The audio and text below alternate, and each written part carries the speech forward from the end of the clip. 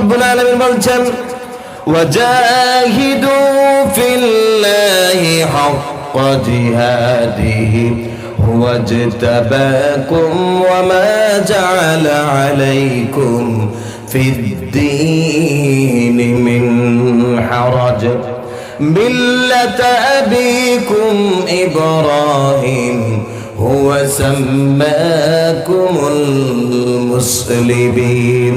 জোরে বলুন আল্লাহু আকবার। রব্বুল আলামিন বলছেন তোমরা চেষ্টা করো, মুজাহিদা করো আমার পথে। হে বিহারা অঞ্চলের মানুষ, আপনারা যত মানুষ আজকে এখানে আসছেন, কার জন্য? আল্লাহর জন্য না বান্দার জন্য? ঠান্ডার সময় যতক্ষণ এখানে বসে থাকবেন, কার জন্য?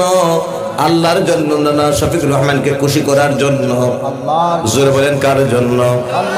আমার বিহার অঞ্চলের মানুষ ভালো করে শোনেন, এই দুনিয়াতে এক শ্রেণীর মানুষ আল্লাহকে পাওয়ার জন্য আল্লাহ রাস্তা সদা সর্বদা বিদ্যমান থাকে।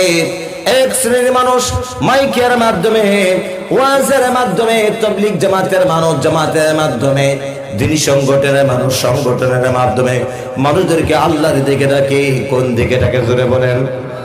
আল্লাহর দিকে ডাকেন। আর একদল রয়েছে দুনিয়ার জমিনে যারা ফেসবুক, ইউটিউব, গান বাজনা, খেলাধুলা ইত্যাদির যারা মানুষদেরকে বাতিলের দিকে ডাকে। কোন দিকে ডাকে? এই যে ওয়াজের মাধ্যমে বিহারা অঞ্চলের মানুষ কাছে কোন দিকে ডাকা হচ্ছে? আল্লাহর দিকে না দুনিয়ার দিকে? আর ফেসবুকের মাধ্যমে কোন দিকে ডাকা হয়? আল্লাহর দিকে না দুনিয়ার দিকে? জোরে চিল্লায়ে বলতে হবে কোন দিকে? আমার বন্ধুগণ, ওয়াজের মাধ্যমে আল্লাহর দিকে ডাকা আর ফেসবুক ইউটিউবের মাধ্যমে দুনিয়ার দিকে ডাকা, এই ডাক কিন্তু আজকের নতুন বিষয় নয়। যুগ যুগ আগ থেকে এই দুই ধরনের ডাক মানুষদের মধ্যে চলে আসতেছে। বলেন সুবহানাল্লাহ। রব্বুল আলামিনের সত্যতা বর্ণনা করেন, আল্লাহ তাআলা ঘোষণা করেন ওয়ালাকাদ বা'আসনা ফি কুল্লি উম্মাতির রাসূলান আন ইউবুদুল্লাহা ওয়াজতানিবুত তাগুত। জোরে বলুন আল্লাহু আকবার। রব্বুল আলামিন বলছেন আমি প্রত্যেক জাতির জন্য, প্রত্যেক গোষ্ঠীর জন্য এক একজন নবী রাসূল প্রেরণ করেছি। তারা মানুষদেরকে এই দাওয়াত দিয়েছে, দুনিয়ার মানুষ এক আল্লাহর ওয়াহদানিয়তকে গ্রহণ করে ইবাদত করো এবং তাগুতকে বর্জন করে। বলেন সুবহানাল্লাহ। আর আসতে বলেন সুবহানাল্লাহ। সুবহানাল্লাহ। মাশাআল্লাহ। আপনারা আসতে বলে জোরে বলেন নাকি? মাশাআল্লাহ। আমার ভাইজান, হযরত আদম আলাইহিস সালাম থেকে বিশ্ব নবী পর্যন্ত আল্লাহ রাব্বুল আলামিন 1,24,000 পয়গম্বর পৃথিবীতে প্রেরণ করেছেন। तमाम পয়গম্বরেরা পৃথিবীর মানুষদেরকে আল্লাহর ইবাদতের দাওয়াত দিয়েছেন। জোরে বলেন কিসের দাওয়াত দিয়েছেন? আল্লাহর ইবাদতের দাওয়াত দেওয়ার পর একদল আল্লাহর ইবাদতে নিজেকে বিলীন করেছে, আর আরেকদল মানুষ আল্লাহর ইবাদতের বিরোধিতা করেছে। আমার বন্ধুগণ, ভালো করে শুনুন, যারা বসে আছেন, আল্লাহর ইবাদতে নিজেকে বিলীন করা, শরীয়তের রাস্তায় নিজের জীবন চালানো একজন মুসলমানের পক্ষে সহজ হবে না কঠিন হবে? জোরে বলেন সহজ হবে না কঠিন হবে? সবাই কিন্তু বলছেন না। ইসলামী জিন্দেগি শরীয়ত মতো জীবন গঠন করা সহজ না কঠিন? শরীয়তের সাথে চলতে গেলে দাড়ি রাখতে হয়, নামাজ পড়তে হয়, রোজা রাখতে হয়, আল্লাহর কথা মতো চলতে হয়, অন্যায় করা যায় না। কথা বলেন, এবার ইসলাম নিয়ে চলা সহজ না কঠিন? জি, এখন হুজুর আমাদের তো আপনি বিপদে ফেলাইছেন, কি উত্তর দিই? সহজ বলি না কঠিন বলি? একদল বলছেন আগে কঠিন সহজ, এবার বলছেন কঠিন, আর একদল বলছেন হুজুর আমরা কিছু বলার জন্য যা বলার সব আপনি বলেন, আমরা আছি চুপ, যা বলার সব আপনি বলেন, এই চ্যাপ্টার আপনার। আমার বন্ধুগণ, মহান রব্বুল আলামিন বলছেন والذين جاهدوا فينا لنهدينهم سبلنا। জোরে বলুন আল্লাহু আকবার। রব্বুল আলামিন বলছেন যারা নাকি আল্লাহর দুনিয়াতে দ্বীন ইসলাম নিয়ে চলতে চায়, দ্বীনের রাস্তায় যারা আসতে চায়, তাদের জন্য আমি আল্লাহ রাব্বুল আলামিন তাদের চলার রাস্তাকে সহজ করে দেই। বলেন সুবহানাল্লাহ, আরো জোরে বলেন সুবহানাল্লাহ। নারে তাকবীর, জোরে নারে তাকবীর। দ্বীন ইসলাম, দ্বীন ইসলাম। মাশাআল্লাহ ভাইজান, আপনারা রাগ করছেন নাকি? রাগ করতেছেন? দেখছেন এখানে লোক কিন্তু ছিল না, আস্তে আস্তে সবাই আসা শুরু করে দিয়েছেন। হ্যাঁ, হয়তো জরুরতে ছিলেন, হাত ছোট হাজত বড় হাজত আর বিভিন্ন ভুক লাগছে তো অনেকে ঘরে গেছেন, আবার আস্তে আস্তে করে আসতেছেন। আল্লাহ যেন সবাইকে আসার তৌফিক দান করে, বলেন আমিন। পিছনের ভাইয়েরা আপনারা দেখতেছেন অলরেডি মানুষ কিন্তু আসতেছেন। আমি সবাইকে অনুরোধ করবো জোরহাত করে, মুসাফির মানুষ, বিশ্ব নবীজি বলেছেন মুসাফির যা দোয়া করে আল্লাহ তাআলা মুসাফিরের দোয়াকে করায় দেন না। আমার ভাইজান, প্রত্যেক আপনারা বলেছেন এখানে আপনারা আসছেন কার জন্য? বসছেন কার জন্য? মুসাফির ভাইটা বলছিল ভাই আল্লাহর জন্য যদি বসেন, আল্লাহর জন্য যদি আসেন, আল্লাহর দিনের মাহফিলে বসার এক নিয়ম আছে না নাই? জোরে বলেন আছে না নাই? ঠান্ডার সময় যদিও জায়গা গরম হয়েছে, যদিও জায়গাটা বসতে বসতে গরম করে ফেলেছেন, কিন্তু এরপরে উঠে উঠে সামনের ফাঁক জায়গা যদি পূরণ করেন তাহলে আপনাদের প্রতি খুশি হবেন কে? আল্লাহ। আর আপনারা যদি সামনে ফাঁক জায়গা রাখেন তাহলে আপনাদের প্রতি খুশি হবেন কে? আমরা কাকে খুশি করতে চাই? কাকে? আল্লাহকে। মাশাআল্লাহ, মাশাআল্লাহ। আল্লাহ তুমি দেখতেছ মুসাফির এই বাইটার কথা শোনার পর তোমার বান্দারা মিছিলের মতন উঠে উঠে সামনের ফাঁক জায়গা পূরণ করতেছেন। কিয়ামতের ময়দানে তোমার এই ভাইদেরকে আল্লাহ বিশ্ব নবীদের সাথে করে জান্নাতুল ফেরদৌসের মেহমান বানিয়ে দিও, বলেন আমিন। আমার বন্ধুগণ, তো আল্লাহর দুনিয়াতে ইসলাম নিয়ে চলা, দ্বীন নিয়ে চলা একজন মুসলমানের পক্ষে সহজ, কথা বলেন ঠিক না বেটি? কিন্তু সহজ কাদের জন্য? যাদের ভিতরে ঈমান তাজা আছে তাদের জন্য সহজ। যার ভিতরে যত ঈমান তাজা তার জন্য ইসলাম নিয়ে চলা তত সহজ, আর যার ভিতরে ঈমান দুর্বল তার জন্য ইসলাম নিয়ে চলা তত কঠিন, কথা বলেন ঠিক না বেটি? রব্বুল আলামিন বলেন ইয়া আইয়ুহাল্লাযীনা আমানু আমিনু, ও দুনিয়ার ঈমানদাররা তোমরা ভালো করে ঈমান আনো। কি করো? ভালো করে ঈমান আনো। কেমন করে? ইত্তাকুল্লাহ হাক্কা তুকাতিহি ওয়া লা তামুতুন্না ইল্লা ওয়া আনতুম মুসলিমুন। জোরে বলুন আল্লাহু আকবার। রব্বুল আলামিন বলছেন ইত্তাকুল্লাহ, আল্লাহ তাআলাকে ভয় করো, ওয়া লা তামুতুন্না ইল্লা ওয়া আনতুম মুসলিমুন, এবং মুসলমান না হয়ে মৃত্যুবরণ করো না। বলেন সুবহানাল্লাহ। আমার বন্ধুগণ, আল্লাহ বলেন ভালো করে ঈমান আনো এবং মুসলমান না হয় কোনো সময় মৃত্যুবরণ করো না। হে বিহার অঞ্চলের মানুষ, আমরা সবাই মুসলমান কি মুসলমান নয়? জোরে বলেন মুসলমান কি মুসলমান নয়? আল্লাহ কেন বললেন মুসলমান নয় মৃত্যুবরণ করো না? সবাই তো বললেন আমরা মুসলমান, কিন্তু আজকে মুসলমানদের এমন অবস্থা রে বন্ধুগণ, যুবক ভাই জোরহাত করে বলতেছি রে ভাই, ভিতরের দিল দিয়ে একটা বার আবার কথাগুলো শোনেন। প্রত্যেক মানুষের ভিতরে আল্লাহ রাব্বুল আলামিন একটা বিবেক দিয়েছেন। আমরা আমাদের বিবেককে আজকে ঘুমন্ত করে ফেলেছি। আপনার ঘুমন্ত বিবেককে একটা বার জাগ্রত, সেই জাগ্রত কান দিয়ে আমার কথাগুলো শোনেন। আজকে মুসলমানদের এমন অবস্থা, 85% মুসলমানদের এমন অবস্থা, রাস্তায় যান, গাড়িতে চড়েন, ট্রেনে চড়েন, বাসে চড়েন, প্লেনে চড়েন, গৌহাটি যান, নাগাল্যান্ড যান, কোহিমা যান, হঠাৎ করে কোনো অপরিচিত মানুষকে যদি দেখেন, দেখার পর চিনার কোনো উপায় নাই সে মুসলমানের সন্তান না অমুসলিমের সন্তান, কথা বলেন ঠিক না বেটি? কেন রে বন্ধুগণ? আজকে মুসলমানদের চেহারার মধ্যে মুসলমানের পরিচয় নাই, মুসলমানদের পোশাক আশাকের মধ্যে মুসলমানের পরিচয় নাই, মুসলমানদের কথাবার্তার মধ্যে মুসলমানের পরিচয় নাই, মুসলমানদের লেনদেনের মধ্যে মুসলমানের পরিচয় নাই, মুসলমানদের ব্যবসা বাণিজ্যের মধ্যে মুসলমানের পরিচয় নাই। আজ মুসলমানদের ব্যক্তিক জীবন, সামাজিক জীবন, পারিবারিক জীবন, সমস্ত লাইফস্টাইল আজকে মুসলমান সাজাইতেছে পশ্চিমা সংস্কৃতির দ্বারা। আর মুসলমান সে নিজের সংস্কৃতি আল্লাহর কোরআনকে বস্তনি করে গিলাফ দিয়ে তাড়িয়ার মধ্যে রেখে দিয়েছে, কথা বলেন ঠিক না বেটি? বন্ধুগণ, আমি কিছুদিন আগে আগরতলা থেকে আসতেছি, আপনাদের এই কালাইনের আপনার কি জানি বদরপুরে একটা প্রোগ্রাম ছিল চৌরঙ্গির ওখানে। তো লিরাম বাজারের একটা ছেলে, যখন আমি বাথরুমে যাই, এই ট্রেনের ঠিক বাথরুমটার সামনে, বেচিং এর সামনে আমাকে সালাম দিল, বলল হুজুর আমি আপনাকে চিনি, আমার গ্রামে আপনি গিয়েছিলেন, আপনি আপনার যথেষ্ট ওয়াজ আমি শুনি। তো ওর সাথে গল্প করতেছিলাম, পিছন দিক থেকে একটা মেয়ে আসলো, সালাম দিল। ও মেয়েটা যখন সালাম দিয়েছে আমি একটু সন্দেহের মধ্যে পড়লাম, আরে মুসলমান কি মুসলমান না, ওর পোশাক আশাক থেকে। তো বলছে হুজুর আমি মুসলমান, আমার বাড়ি আগরতলা। তো আমি আমার হাজত পেয়েছে, ভিতরে প্রবেশ করলাম। ওই যুবক ছেলেটা মেয়েটাকে এরপর আমার পরিচয় দিয়েছে, তুমি হুজুরের সাথে এমনিতে আসলা কেন, মাথায় অন্তত পক্ষে তো একটা ওনা দেওয়ার কথা ছিল তোমার, এমনিতে আসলা কেন, ওনাকে চিনেন? এই বলে ও মেয়েটাকে বুঝালো, মেয়েটা লজ্জা পেয়েছে।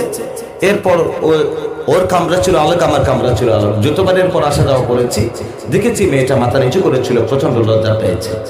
আমার বন্ধুগণ, কেন এমন অবস্থা হলো? ওই মেয়েটা তো মুসলমান ছিল, তার পোশাকের মধ্যে মুসলমানের কোনো পরিচয় ছিল? কোনো পরিচয় ছিল না।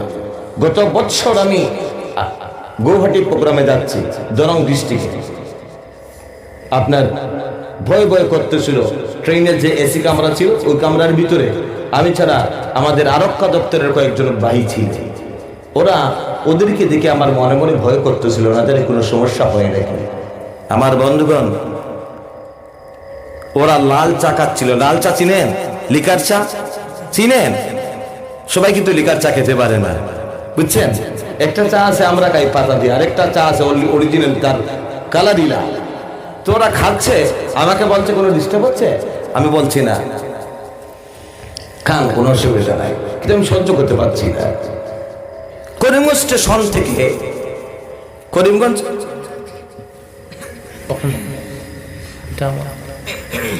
এই যে করিমগঞ্জ স্টেশন থেকে একজন ভদ্রলোক এবং ভদ্রমহিলা উঠলেন। আমার কামরায় ছিল তাদের সিট, উপরে একটা নিচে। বদরপুর এসে যখন নামলাম, একটু ভাবলাম টিফিনটা করি। ওই ভদ্রলোক এবং ভদ্রমহিলা আমার কাছে গেলেন, গিয়ে আমাকে সালাম দিলেন, বললেন হুজুর আমরা মুসলমান, আমাদের বাড়িও মরিগাঁও, ওরা ইঞ্জিনিয়ার, করিমগঞ্জ ডিস্ট্রিক্টে ওনার মিসেস সিভিল ইঞ্জিনিয়ার আছে, হচ্ছেন সরকারি চাকরি করে। উনিও স্বামীও সরকারি চাকরিরা, কিন্তু উনিও ইঞ্জিনিয়ার। ভাবলাম একটা সাহস জোগালো, গল্প করে করে রাস্তায় কাটালাম। বন্ধুগণ, প্রশ্নটা হচ্ছে, ওরা উঠেছে করিমগঞ্জ স্টেশনে, নিউ করিমগঞ্জ স্টেশনে, আর সালাম দিয়েছে শফিকুর রহমানকে বদরপুর স্টেশনে নামার পর। কেন? আসসালামু ক্বাবলাল কালাম। যদি সবের জন্য দিত তাহলে স্টেশনে উঠে হুজুর মানুষ দেখেই তো সালাম দেওয়ার কথা ছিল, কিন্তু এইখানে নেমে দেওয়ার মতলব হচ্ছে এটাই, আমাকে ওই সালাম দিয়ে বোঝাচ্ছে হুজুর আমিও মুসলমান। কথা বলে ঠিক কিনা? বুঝতে পারেন নাই? সালাম দিয়ে সে বুঝাতে চেয়েছে হুজুর আমিও মুসলমান। আজ মুসলমানদের চেহারার মধ্যে মুসলমানের পরিচয় নাই, মুসলমানদের পোশাক আশাকের মধ্যে মুসলমানের পরিচয় নাই। আজ মুসলমান 85% মানুষ তার মুসলমানিত্ব ধরে রেখেছে তিনটা জিনিসের মধ্যে। কয়টা জিনিসের মধ্যে? এক হচ্ছে নাম তার সলিমুদ্দিন, কলিমুদ্দিন, রহিমুন্নেসা, বরকতুন্নেসা, নামের মধ্যে সে তার মুসলমানিত্ব ধরে রেখেছে। আরেকটা হচ্ছে কি খতনা আদায় করেছে, খতনার মধ্যে সুন্নতের মধ্যে সে তার মুসলমানিত্ব ধরে রেখেছে। আরেকটা হচ্ছে সে একটা বিশেষ বস্তু হয়, ওই বস্তুটার প্রতি সে তার মুসলমানিত্ব ধরে রেখেছে। এই কথা বলে ঠিক না বেঠিক?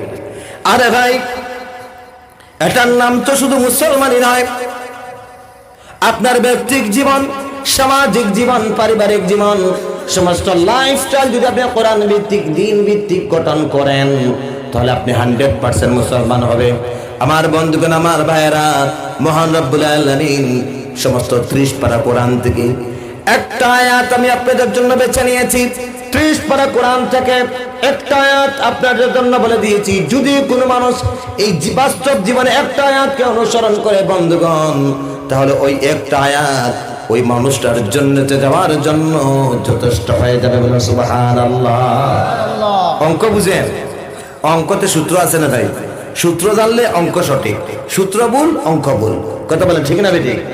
সমস্ত কোরআন শরীফের মধ্য থেকে আমি শফিকুর রহমান মাত্র একটা সূত্র আপনাদেরকে বলে দিই, যদি কোনো মানুষ এই একটা সূত্র বাস্তব জীবনে অনুসরণ করে, লালন করে, পালন করে, আল্লাহর কসম করে শফিকুর রহমান বলতেছে ওই মানুষটা অবশ্যই আল্লাহর জান্নাতের রাস্তা ধরে ফেলবে। বলে সুবহানাল্লাহ।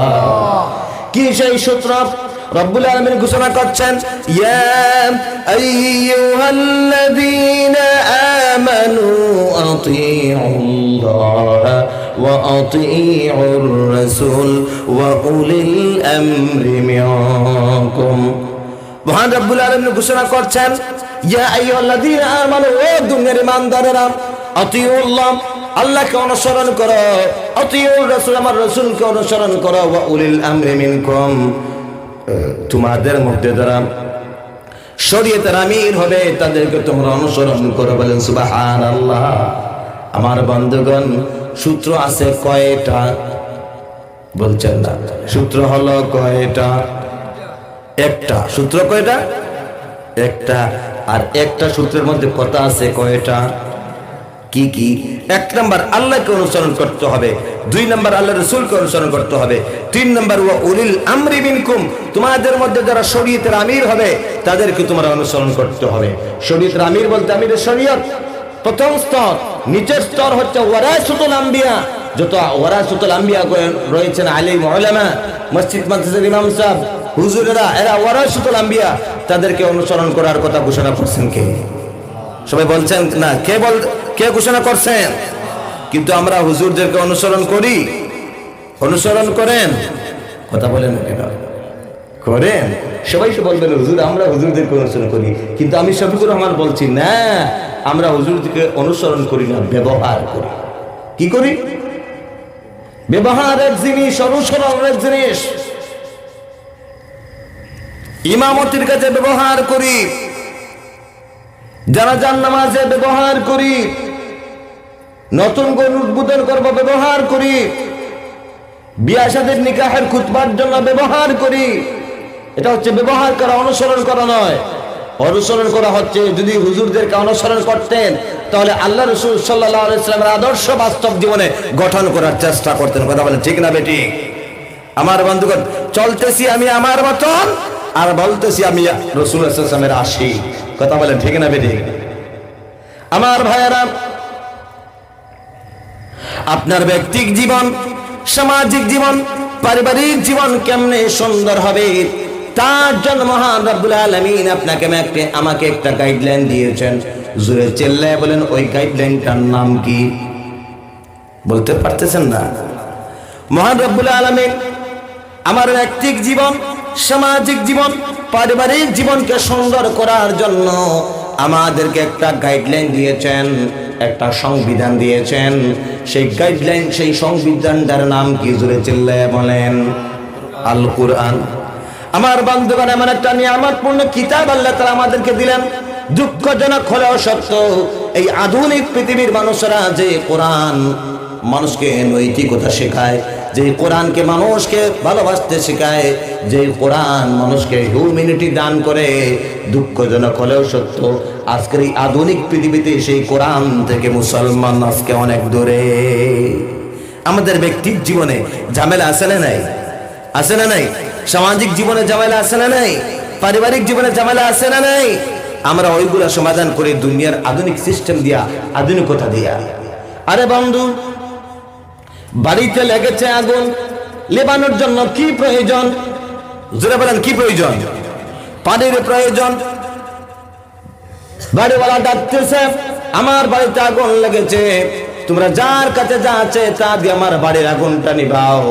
বাড়ির পাশ দিয়ে ওই হুজুর যাইতেছিলেন, বাজার থেকে 5 লিটার পেট্রোল কিনে এনেছেন, বাড়িতে স্টক করবেন। যেই মাত্র আওয়াজ শোনাচ্ছেন আমার বাড়িতে আগুন লাগছে রে, তোমরা যার কাছে যা আছে তা দিয়ে আমারে বাঁচাও। কি করবেন স্থির করতে পারতেছেন না, দৌড় দিলেন, বিসমিল্লাহ বলে পেট্রোলের দাম ঢেলে দিয়েছেন আগুনের উপর। আগুন কমবে না বাড়বে? জোরে বলেন কমবে না বাড়বে? ওই হুজুর মানুষ, উনি বাজার থেকে বাড়ির জন্য কেরোসিন কিনে নিতেন, স্টক করবেন। যেই মাত্র আওয়াজ শুনছেন আমার বাড়িতে আগুন লাগছে, তোমরা যার কাছে যা আছে তা দিয়ে আমার বাড়ির আগুনটা নিভাও। হুজুর মানুষ আগুন থেকে হতভম্ব হয়ে গেছেন, কি করবেন স্থির করতে পারতেছেন না। বিসমিল্লাহ বলে কেরোসিনের দাম ঢেলে দিলেন আগুনের উপর। আগুন কমবে না বাড়বে? হে আমার এই বিহার অঞ্চলের মানুষ, সহজে ওই কথাগুলো আমাদের বুঝে আসে। আগুন নিবানোর জন্য যেমন পেট্রোল কেরোসিন উপযুক্ত নয়, দাউ দাউ করে জ্বলবে, ঠিক তেমনি ভাবে আপনার ব্যক্তিক জীবন, সামাজিক জীবন, পারিবারিক জীবনে আমাদের যতগুলো অশান্তি রয়েছে, অপকালচার রয়েছে, আল্লাহর কসম করে বলি বন্ধু, এই অপকালচার, অপব্যবহার, এই দুর্নীতিগুলা দুনিয়ার আধুনিক সিস্টেম দিয়ে ওগুলো মোচন করতে পারবেন না। ওইগুলো মোচন করার জন্য একমাত্র প্রয়োজন শুধুমাত্র আল্লাহর কোরআন আর নবীদের দিন। বলেন সুবহানাল্লাহ, আর আসতে বলেন সুবহানাল্লাহ। কিন্তু আফসোস সেই কোরআনের ধারে কাছেও নাই। আমার বন্ধুগণ, আজ সমস্ত পৃথিবীর দিকে যদি তাকান তাহলে দেখতে পাবেন সমস্ত পৃথিবীর মধ্যে আজকে অশান্তি বিরাজমান আছে না নাই? সমস্ত পৃথিবীর মধ্যে আজকে অশান্তি বিরাজমান। পৃথিবীর মধ্যে বিশৃঙ্খলা, মানুষে মানুষে হানাহানি, মানুষে মানুষে মারামারি, ধনী মানুষ দুর্বলদের আক্রমণ করে, জোর যার মুল্লুক তার, যার জোর আছে তা সে দুর্বল প্রভাব খাটায়। সংখ্যা গরিষ্ঠের উপর আক্রান্ত, সংখ্যালঘু যেখানে, গোটা পৃথিবীতে আজকে সংখ্যালঘু যেখানে নির্যাতন আছে সেখানে। এটা আমার কথা নয় রে বন্ধু, সমস্ত পৃথিবীর তত্ত্বর কথা বলতেছি। তাকায় দেখেন সমস্ত পৃথিবীতে আজকে অশান্তি আসে না নাই? সমস্ত পৃথিবীতে আজকে অশান্তি আছে। এই ধরনের অশান্তি কোন কারণে? একমাত্র আমরা প্রত্যেক ধর্মের মানুষ অরিজিনাল ধর্ম থেকে দূরে থাকার কারণে আজ পৃথিবীতে এই অশান্তিগুলা বাড়তেছে। মানুষের মধ্য থেকে হিউম্যানিটি, মানুষের মধ্য থেকে আপনার কি মানুষত্ব বোধ আস্তে আস্তে দূরে চলে যাচ্ছে। মুহাম্মদ আরবি সাল্লাল্লাহু আলাইহি সাল্লাম এমন এক যুগে পৃথিবীতে আগমন করেছেন, যেই যুগকে পৃথিবীর ঐতিহাসিকবিদ অন্ধকার যুগ, বর্বরতার যুগ, জাহিলিয়াতের যুগ বলেছেন। কি যুগ বলেছেন? জাহিলিয়াতের যুগ বলেছেন। সেই যুগেও ছিল এমন, পিতা তার কন্যাদেরকে হত্যা করতে পরিবারের বোঝা মনে করে। সেই যুগে মহিলাদেরকে বেশ্যার মতন ইউজ করা হতো। সেই যুগে বিচার ব্যবস্থা ছিল না, মানুষে মানুষে মারামারি ছিল, মানুষে মানুষে কাটাকাটি ছিল, ধনীরা দুর্বলদের উপর আক্রমণ করত, সংখ্যাগরিষ্ঠ লোক সংখ্যালঘুদের উপর নির্যাতন করত। আমার বন্ধুগণ, মুহাম্মদ আরবি সাল্লাল্লাহু আলাইহি সাল্লাম এই পৃথিবীতে আসলেন। আসার পর সমস্ত শান্ত পৃথিবীকে শান্ত করেছিলেন, উশৃঙ্খল পৃথিবীকে শৃঙ্খলার আওতাভুক্ত করেছিলেন একমাত্র আল্লাহর কোরআন দিয়া। জুড়ে বলেন সুবহানাল্লাহ। কি দিয়ে আল্লাহর কোরআন সমস্ত পৃথিবীকে শান্ত করেছেন? একমাত্র আল্লাহর কোরআন দিয়া মানুষকে শান্ত করেছিলেন। মানুষের ভিতরে হিউম্যানিটি জাগিয়েছিলেন, মানুষের ভিতরে মানবতা জাগিয়েছিলেন, মনুষ্যত্ব জাগিয়েছিলেন। আমার বন্ধুগণ, আজ তাকায় দেখেন গোটা পৃথিবীর অবস্থা আবার সেই দিকে চলে যাচ্ছে। আজ পৃথিবীতে যে দিকে তাকাবেন, নির্যাতন, কুসংস্কার, অপব্যবহার, বিভিন্ন ধরনের জঘন্য কার্যকলাপ আছে না নাই? সংখ্যালঘু নির্যাতন আজ পৃথিবীর একটা বড় সমস্যা হয়ে গেছে। কেমন করে? তাকায় দেখেন রে ভাই, আমাদের পার্শ্ববর্তী দেশ বাংলাদেশ, গত কিছুদিন আগে ডিসেম্বরে দীপুদাস নামে আমার এক হিন্দু ভাইকে ওরা ধর্মের দোহাই দিয়া ওরা পিটিয়ে হত্যা করেছে, এরপর জ্বালিয়ে দিয়েছে ওর পুরান শরীরটাকে। এরা কোনো সময় ইসলাম সমর্থন করে নাকি? ইসলাম এটাকে কোনো সময় সমর্থন করে না। আপামুর ভারতবর্ষের সর্বধর্মের মানুষ, সর্বপ্রথম মুসলমানরা অগ্রসর হয়ে ওই ঘটনাকে ধিক্কার জানিয়েছেন, নিন্দা জানিয়েছেন।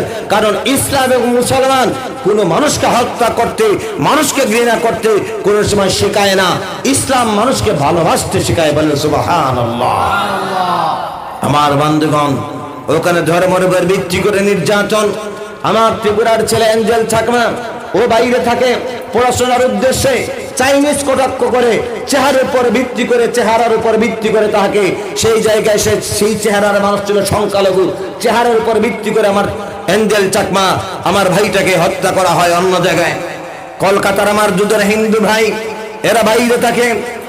আমার বন্ধুগণ বাংলা ভাষায় কথা বলে, ভাষার উপর ভিত্তি করে বাংলাদেশি তকমা দিয়ে হিন্দু ভাইদেরকে হত্যা করা হয়, ওইখানে ভাষার ভিত্তিতে নির্যাতন। আমার বন্ধুগণ, আমি নিজে আমার আগরতলা সফর করছিলাম গত মাসে। আমার আগরতলা, আমার সাথে উত্তর পূর্ব ভারতের বিশিষ্ট একজন লোক ছিলেন। সেইখানে বেশিরভাগ মানুষ শার্ট প্যান্ট পরিহিত ছিল, আর আমরা 2-3 জন ছিলাম পাঞ্জাবি এবং ট্রাউজার পরনেওয়ালা। পেছন দিক থেকে থ্রেডিং করতেছে বাংলাদেশি বনে। আমার বন্ধুগণ, কেন? কারণ ওইখানে ড্রেসের ভিত্তিতে আমরা ছিলাম সংখ্যালঘু। বেশিরভাগ মানুষের শার্ট প্যান্ট পরিহিত ছিল, আর আমরা 2-3 জন ছিলাম কি পাঞ্জাবি, আপনার ট্রাউজার পরনেওয়ালা। ড্রেসের দিক দিয়ে সে জায়গায় আমরা সংখ্যালঘু, সেখানে থ্রেটিং করতেছে। আমার বন্ধুগণ, আজ এখানে এক ধরনের সংখ্যালঘু নির্যাতন। আবার চলে যান আমেরিকায়, সেখানে গেলে দেখবেন আপনার কি সাদা এবং কালার মাইর আছে। যেখানে সাদা লোক বেশি, সাদা বর্ণের মানুষ, সেখানে কালো বর্ণের উপর আক্রমণ করে। যেখানে কালো বর্ণের মানুষ বেশি, সাদা বর্ণের উপর আক্রমণ করে। এই কারণে কেন রে ভাই? এর একমাত্র কারণ হচ্ছে মানুষ যখন ধর্ম থেকে দূরে চলবে, দূরে সরবে, তার মধ্যে অনৈতিকতা ও সামাজিকতা, তার মধ্যে হিংস্রতা চলে আসবে। কথা বলেন ঠিক না বেটি? আমার বন্ধুগণ, যে আগরতলাতে গত 1.5 মাস আগে আমাকে থ্রেটিং করেছিল অন্য ধর্মের মানুষ, সেই আমি গত বছর আমি আরেকটা যে মাহফিলে যাচ্ছিলাম, আপনাদের বদরপুর থেকে ট্রেনে উঠছি। আমার বন্ধুগণ মনে মনে ভয় করতেছিল, রাত্রিবেলায় 12টার ট্রেনে আমার মনে মনে ভয় করতেছিল না জানি কোনো সমস্যা হয় নাকি। বিশ্বাস করবেন বন্ধু, 4 জন গেরুয়া পোশাকধারী মানুষ ওই ট্রেনে উঠলেন। আমার ভয়টা আরো বেড়ে গেছে, না জানি কোনো সমস্যা হয় নাকি, কোনো অসুবিধা হয় নাকি। কিন্তু বন্ধুগণ, জানলে খুশি হবেন, ওই গেরুয়া পোশাকধারী আমার হিন্দু ভাই, ওরা এত ভালোবাসা আমাকে দিয়েছেন। ওরা যতবার চা খেয়েছেন, আমাকেও তারা চা খাইয়েছেন। এমনকি আমি গৌহাটি স্টেশনে যখন নামি, আমার ব্যাগটা পর্যন্ত নামানোর ব্যাপারে সহযোগিতা করেছেন, এত ভালোবাসা দিয়েছেন। ওরাও তো অন্য ধর্মের মানুষ ছিল যারা আগরতলাতে আমাকে থ্রেটিং করেছে, আর এরাও তো অন্য ধর্মের মানুষ। দুজনের মধ্যে তফাৎ আছে না নাই? আছে না নাই? ওরা ছিল শার্ট প্যান্ট পরিহিত, আর এরা ছিল ঘেরুয়া পোশাকধারী। কারণ ঘেরুয়া পোশাকধারী মানুষ ধর্মভিত্তিক জীবন গঠন করেছে। ধর্ম কোন সময় প্রত্যেকটা ধর্মই মানুষকে ভালোবাসতে শেখায়, ঘৃণা করতে কোনো ধর্ম মানুষকে শেখায় না। চাহে মুসলমান হোক, খ্রিস্টান হোক, বৌদ্ধ হোক, জৈন হোক, প্রত্যেক ধর্মই মানুষকে ভালোবাসতে শেখায়। এই কারণে আজকের এই আধুনিক পৃথিবীতে আমাদের প্রত্যেকের উচিত আধুনিকতার সাথে আমাদের ধর্মভিত্তিক জ্ঞান অর্জন করা। ধর্মভিত্তিক জ্ঞান যদি আমরা অর্জন করি, তাহলে ওই ধর্মভিত্তিক জ্ঞানই আমাকে মানুষ বানাবে, আমাকে কি করবে? আমার ভিতরে মানুষত্ব জাগাবে, মানুষের প্রতি ভালোবাসা তৈরি করবে। কথা বলেন ঠিক না বেঠিক? আমার বন্ধুগণ, এই কারণে মহান রব্বুল আলামিন বিশ্ব নবীদের মাধ্যমে যে গ্রন্থ আমাদেরকে দিলেন, ওই গ্রন্থ দিয়ে আল্লাহ রাসূল সাল্লাল্লাহু আলাইহি সাল্লাম সমস্ত শান্ত পৃথিবীকে শান্ত করেছিলেন, উশৃঙ্খল পৃথিবীকে শৃঙ্খলার আওতাভুক্ত করেছেন। কিন্তু দুঃখজনক হলেও সত্য, সেই কোরআনের ধারে কাছেও আমরা নাই। কথা বলেন ঠিক না বেটি? এই কোরআনটা দেন না আমার বন্ধুগণ। এত মূল্যবান একটা কোরআন আল্লাহ তাআলা আমাদেরকে দিয়েছেন। এই কোরআন চেনেন নাকি? এত মূল্যবান কোরআন দিয়েছেন, যেই কোরআনটা পাহাড়ের উপর নাজিল হতে চেয়েছিল, পাহাড় গ্রহণ করে নাই, মানুষের উপর আল্লাহ তাআলা নাজিল করেছেন যেই কোরআন। আমার বন্ধুরে, এত বরকতপূর্ণ কিতাব আল্লাহ তাআলা আমাদেরকে দিলেন, কিন্তু এটাকে আমরা শুধু ব্যবহার করি। আজকে বর্তমান সময়ে শুধু ব্যবহার করি কিসের কারণে? মা অসুস্থ, বাবা অসুস্থ, শিফার জন্য, খতমের মাধ্যমে শিফার জন্য কোরআনের আমরা দ্বারস্থ হই। রমজান মাসে খতম তারাবির জন্য আমরা কোরআনকে ব্যবহার করি। তাওহীদের জন্য কোরআনকে আমরা ব্যবহার করি। মাঝে মাঝে সকালবেলা, বিকালবেলা, রাত্রিবেলা ঘরের মধ্যে কোরআন কারীমের তিলাওয়াত করি। তিলাওয়াতের জন্য, বরকতের জন্য আজকে কোরআনকে ব্যবহার করি না। না বন্ধুগণ, কোরআন শুধু বরকতের জন্য আসে নাই, কোরআন শুধু রমজান মাসে তারাবির নামাজের জন্য আসে নাই, কোরআন শুধুমাত্র আপনার তাওহীদের জন্য আসে নাই। কোরআন কি জন্য এসেছে? কোরআন একমাত্র এসেছে আপনাকে আল্লাহর দুনিয়া থেকে আপনাকে আপনার জীবন সুন্দর করে আল্লাহর জান্নাত পর্যন্ত আপনাকে টেনে টেনে নিয়ে যাওয়ার জন্য। বলেন সুবহানাল্লাহ। আর আস্তে বলুন সুবহানাল্লাহ। আমার বন্ধুগণ, তুমি কেন আজকে আধুনিকতার পেছনে যাও? কেন আধুনিকতার পিছনে দৌড়াও? কোরআন হচ্ছে চতুর্দিক থেকে কমপ্লিট একটা গ্রন্থের নাম। এমন চতুর্দিক থেকে কমপ্লিট কোন গ্রন্থ দুনিয়াতে অদ্বিতীয় আর কোন আছে নাকি? চতুর্দিক থেকে কমপ্লিট গ্রন্থ একমাত্র আল্লাহর কোরআন। বলে সুবহানাল্লাহ। 10টা পয়েন্ট কোরআনের উপরে বলে, 8 থেকে 9টা বা 10টা পয়েন্ট আমি কোরআনের উপরে বলে আমি আমার আয়াত কারিমা তিলাওয়াত করেছি, ওই দিকে মোহর নিব। আমার বন্ধুগণ, আল্লাহর কোরআন চতুর্দিক থেকে কমপ্লিট কেন বললাম? আপনি কোরআনকে কেন অনুসরণ করবেন? তাকায় দেখেন, এই দুনিয়াতে বিজ্ঞানীরা কত বই লিখেছেন, কত বই রচনা করেছেন। সমস্ত বিজ্ঞানীরা যতটা বই লিখেছেন, বিশ্ব শিক্ষিতরা যত বই লিখেছে, সমস্ত বইয়ের শুরুয়াত হয় লেখকের দুর্বলতা দিয়া। আমার এই বইয়ের মধ্যে ভুল থাকতে পারে, যদি আপনাদের দৃষ্টিগোচর হয় আমি লেখককে জানালে পরবর্তী সংস্করণে ওইগুলোকে সংশোধন করবো। আছে না নাই? ওই কথার মধ্যে লেখকের দুর্বলতা আছে না নাই? সমস্ত বিশ্বের গ্রন্থের শুরুয়াত হয় লেখকের দুর্বলতা দিয়ে, কিন্তু একমাত্র আল্লাহর কোরআন, যে কোরআনের শুরুয়াত হয় এই পৃথিবীতে লেখকের প্রশংসা দিয়ে। বলেন সুবহানাল্লাহ। আলহামদুলিল্লাহি রাব্বিল আলামিন। ওই কথার ভিতরে লেখকের প্রশংসা আছে না নাই? জোরে বলেন, আছে না নাই? 2 নাম্বার পয়েন্ট, কোরআনকে কেন আপনি চতুর্দিক থেকে কমপ্লিট আমি বললাম, আপনি কেন অনুসরণ করবেন? এ আমার বন্ধু, অন্য গ্রন্থের মধ্যে জীবনের আংশিক দিক পাবেন, ইহকালের কথা পাবেন, পরকালের কথা পাবেন না। কিন্তু আল্লাহর কোরআন হচ্ছে এমন একটা গ্রন্থ, যে গ্রন্থটার মধ্যে আপনার জীবনের শুরু থেকে শেষ পর্যন্ত, এই পৃথিবীর শুরু থেকে শেষ পর্যন্ত, আপনার আমার জীবনের শেষ পর্যন্ত, কবর পর্যন্ত, জান্নাত পর্যন্ত, জাহান্নাম পর্যন্ত সমস্ত তথ্য আল্লাহ রাব্বুল আলামিন আলোকপাত করে দিয়েছেন এই গ্রন্থটার মধ্যে। বলেন সুবহানাল্লাহ। এই কারণে ওই দিক দিয়ে আল্লাহর কোরআন কমপ্লিট। বলেন সুবহানাল্লাহ। বিজ্ঞানীরা 3 নাম্বার পয়েন্ট, বিজ্ঞানীরা বহু বই লিখেছেন, গ্রন্থ লিখেছেন। একটা গ্রন্থকে প্রশ্ন করে বিজ্ঞানীরা, ভাই বলে তো দেখি, এই পৃথিবীতে আসার আগে তুমি কোথায় ছিলা? দুনিয়ার সমস্ত অংশের বই ফেল করবে, তার কাছে কোনো তথ্য নাই এই পৃথিবীতে আবির্ভাব হওয়ার আগে সে কোথায় ছিল। কিন্তু আল্লাহর কোরআনকে যদি প্রশ্ন করে না, কোরআন তুমি বলো তো দেখি, এই পৃথিবীতে আসার আগে তুমি কোথায় ছিলা? কোরআন সঙ্গে সঙ্গে আপনাকে জবাব দিবে, বাল হুয়া কুরআনুম মাজিদুন ফি লাওহিম মাহফুজ। জোরে বলুন আল্লাহু আকবার। কোরআন বলে আমি হচ্ছে সেই জাদিদ কিতাব, আধুনিক কিতাব, যেই কিতাবটা লৌহে মাহফুজের মধ্যে সংরক্ষিত ছিলাম। বলেন সুবহানাল্লাহ। আর আসতে বলেন সুবহানাল্লাহ। 5 নাম্বার, কোরআনকে চতুর্দিক থেকে কমপ্লিট গ্রন্থ বললাম কেন? আমার বন্ধুগণ, অন্য গ্রন্থকে যদি প্রশ্ন করেন, এক গ্রন্থ তুমি ঠিক আছে, তুমি লৌহে মাহফুজের মধ্যে সংরক্ষিত ছিলা, কিন্তু কখন তুমি পৃথিবীতে এসেছো? অন্য কোন গ্রন্থের মধ্যে কোন উত্তর আছে নাকি? না, নাই। কিন্তু আল্লাহর কোরআনকে যদি প্রশ্ন করে না, কোরআন এই পৃথিবীতে তুমি কখন এসেছো? কোরআন সঙ্গে সঙ্গে তার উত্তর দিয়ে দেয়, ইন্না আনজালনাহু ফি লাইলাতিল কদরি ওয়া মা আদরাকা মা লাইলাতুল কদর। আল্লাহু আকবার। কোরআন বলে আমি অবশ্যই মুবারক বরকতময় রাত্রিতে নাজিল হয়েছি। আমার বন্ধুগণ, এমনই করে করে কোরআনকে যদি প্রশ্ন করেন, ও কোরআন বুঝলাম তুমি রমজান মাসে নাজিল হয়েছো, তুমি এই পৃথিবীতে কেন তুমি এসেছো? কোরআন সঙ্গে সঙ্গে আপনাকে জবাব দিবে, কোরআন সঙ্গে সঙ্গে আপনাকে জবাব দিবে, হুদাল্লিল মুত্তাকিন, আমি মুত্তাকিনকে রাস্তা দেখানোর জন্য আমি এই পৃথিবীতে এসেছি। বলেন সুবহানাল্লাহ। আরো আসতে বলেন সুবহানাল্লাহ। আমার বন্ধুগণ, 8 নম্বরে 7 নম্বরে আল্লাহর কোরআনকে আমি চতুর্দিক থেকে কমপ্লিট গ্রন্থ বললাম কেন রে বন্ধু? ভালো করে আমার কথাগুলো একটু খেয়াল করেন। হে আমার তরুণ বন্ধু, এই দুনিয়াতে কত বিজ্ঞানীরা কত বই রচনা করেছেন, অন্য কোন বই পড়লে সব আছে নাকি? না, সব নাই।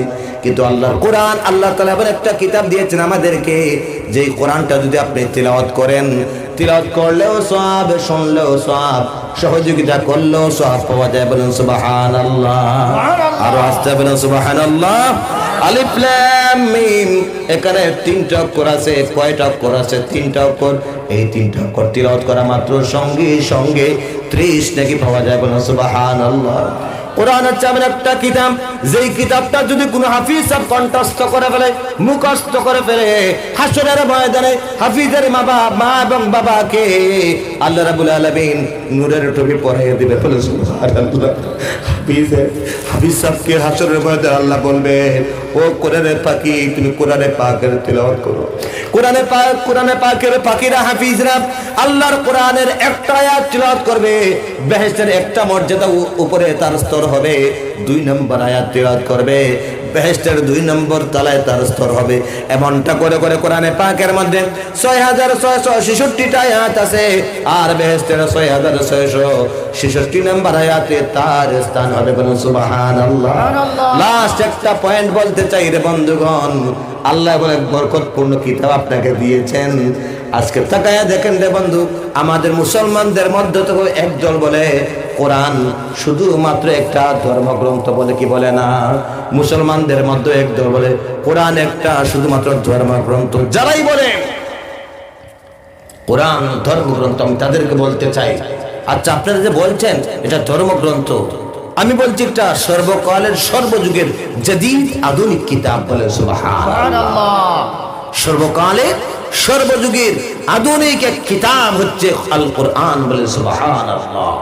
আমার বন্ধুগণ, যারাই বলে কোরআন ধর্মগ্রন্থ, আধুনিক কিতাব নয়, আমি তাদেরকে বলি, আপনারা যে শুধু আধুনিক আধুনিক আধুনিক আধুনিক করেন, আপনাদের যদি ক্ষমতা থাকে তাহলে কোরআন ছাড়া 2 নম্বর একটা গ্রন্থ এই পৃথিবীতে বের করে দেখান, যেই গ্রন্থটার আবির্ভাব এই দুনিয়াতে ইকরা অর্থাৎ পড়ো শব্দের মাধ্যমে হয়েছে। বলে সুবহানাল্লাহ।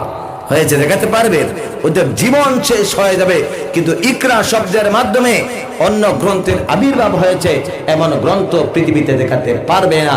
একমাত্র আল কোরআন, যেটা শুরুয়াত এই পৃথিবীতে শিক্ষার বাণী দিয়ে হয়েছে। বলে সুবহানাল্লাহ।